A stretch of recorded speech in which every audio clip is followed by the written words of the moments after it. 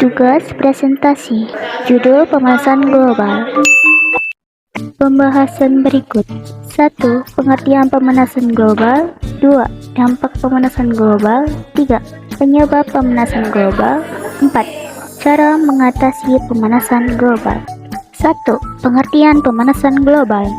Pemanasan global atau global warming adalah ketidakseimbangan ekosistem di bumi akibat terjadinya proses peningkatan suhu rata-rata atmosfer, laut, dan daratan di bumi. Pemanasan global merupakan suatu proses yang ditandai dengan naiknya suhu atmosfer, laut, dan daratan. Atmosfer bumi terdiri atas bermacam-macam fungsi gas dengan fungsi yang berbeda-beda. Kelompok gas alamiah yang secara alamiah menjaga suhu permukaan bumi tetap hangat disebut dengan istilah gas rumah kaca yang meliputi uap air dan karbon dioksida.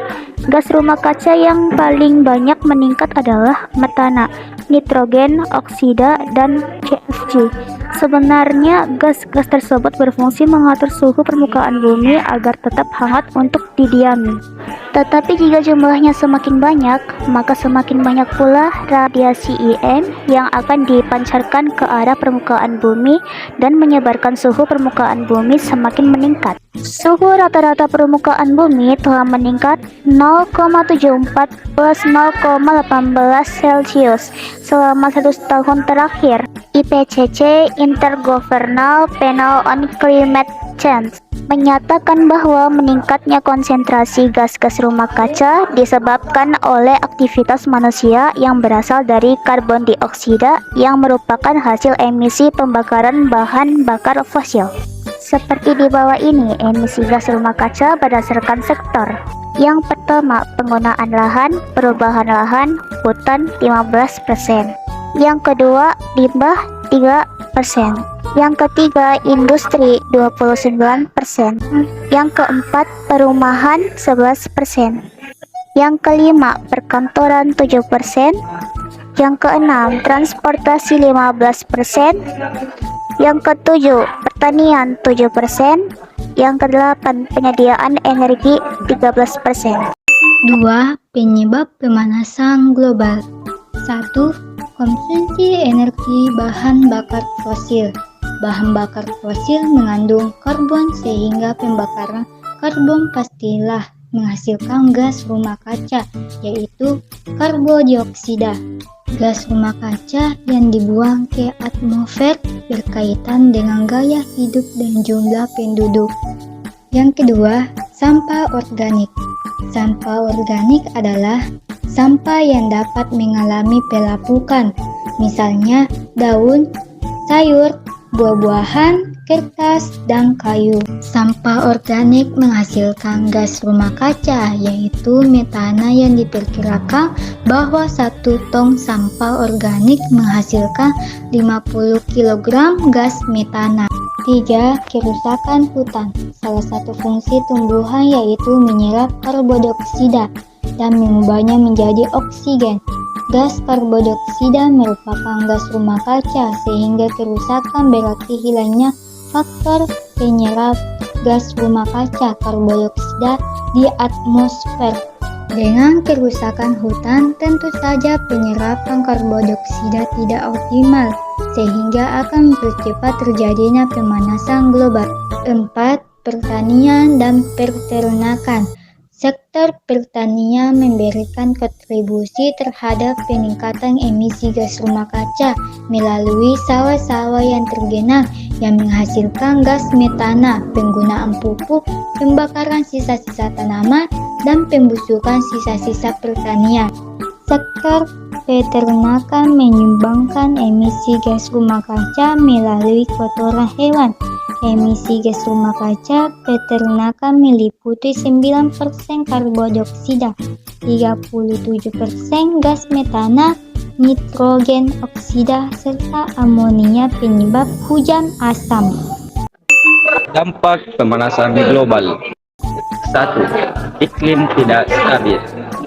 Para ilmuwan memperkirakan bahwa selama pemanasan global, daerah bagian utara dari belahan bumi utara akan memanas lebih tinggi dibandingkan dengan daerah-daerah lain di bumi.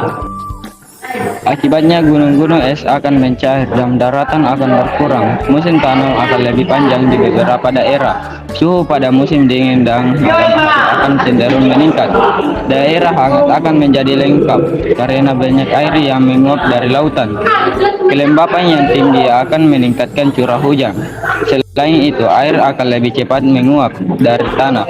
Akibatnya daerah akan lebih kering dari sebelumnya. Angin akan bertiup lebih kencang dan mungkin dengan pola yang berbeda. Topan badai yang memperoleh kekuatan dari penguapan air akan menjadi lebih besar. Dengan demikian, pola cuaca menjadi sukar diprediksi dan lebih ekstrim. 2. Peningkatan permukaan air laut. Ketika atmosfer menghangat, air pada permukaan air laut juga menghangat, yang berarti volume air di lautan membesar karena penguaian, sehingga meningkatkan tinggi permukaan air laut. Mencairnya daerah kutub membuat volume air laut naik. Dampaknya akan terjadi peningkatan permukaan air laut, yang mungkin akan menenggelamkan sebagian daratan. 3. Pertanian. Orang berpikiran bahwa bumi yang hangat akan menghasilkan lebih banyak makanan dari sebelumnya, tetapi hal ini tidak berlaku di beberapa tempat. Sebagai contoh, Kanada diuntungkan dengan lebih lamanya masa tanam. Di lain pihak, lahan pertanian tropis akan semi kering di beberapa bagian. Afrika mungkin tidak dapat ditanami. 4. Kehidupan hewan liar dan tumbuhan.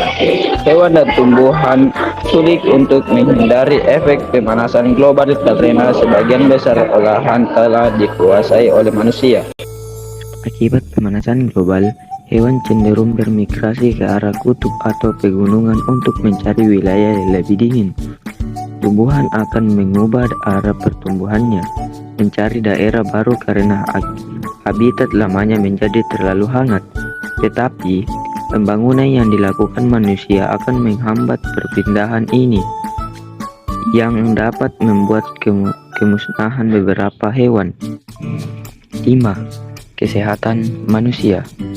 Kenaikan suhu global telah memicu banyaknya penyakit yang berkaitan dengan panas dan kematian, seperti stres, stroke, dan gangguan kardiovaskular. Penyakit DBD dan malaria juga memperluas wilayah serangan dan penularan yang lebih lama.